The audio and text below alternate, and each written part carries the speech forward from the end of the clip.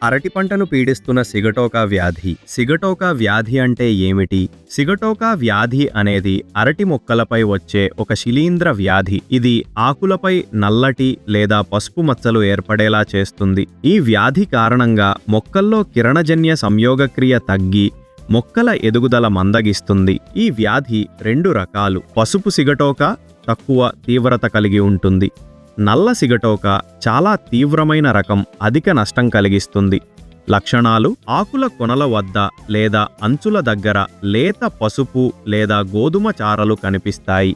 ఆ తరువాత ఇవి పెద్ద మచ్చలుగా మారి బూడిద రంగులో మధ్య భాగం మరియు పసుపు వలయంతో ఆకుపై వ్యాపిస్తాయి. చివరకు ఆకు ఎండిపోయి కిరణజన్య సంయోగక్రియ తగ్గుతుంది.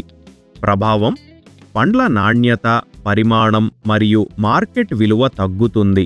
ఈ వ్యాధి సోకిన మొక్కలు సుమారు 50% వరకు దిగుబడి తగ్గి మరియు ఆదాయంపై తీవ్ర ప్రభావం చూపుతుంది.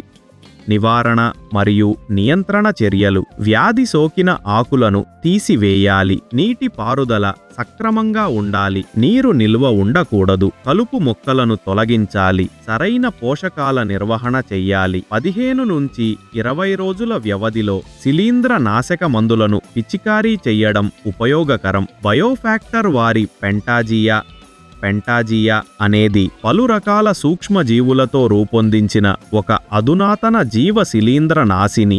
ఇది మొక్కల సహజ రోగ నిరోధక శక్తిని పెంచి వ్యాధుల నియంత్రణతో పాటు ఆరోగ్యకరమైన పెరుగుదలని ప్రోత్సహిస్తుంది. ప్రధాన ప్రయోజనాలు: శక్తివంతమైన శిలీంద్ర నియంత్రణ, నల్లమచ్చలు, పక్షి కన్ను తెగులు, ఆకుమచ్చ, తుప్పు, బూడిద తెగులు, బ్లైట్ వంటి సాధారణ శిలీంద్ర వ్యాధులకు వ్యతిరేకంగా సమర్థవంతంగా పోరాడుతుంది. పోషక సమృద్ధి: మొక్కల సరైన పెరుగుదల మరియు అభివృద్ధికి అవసరమైన ముఖ్యమైన పోషకాలను అందిస్తుంది. ఉపయోగ విధానం: పిచికారి పద్ధతి: 5 మిల్లీలీటర్ పెంటాజియాను 1 లీటర్ నీటితో కలపండి.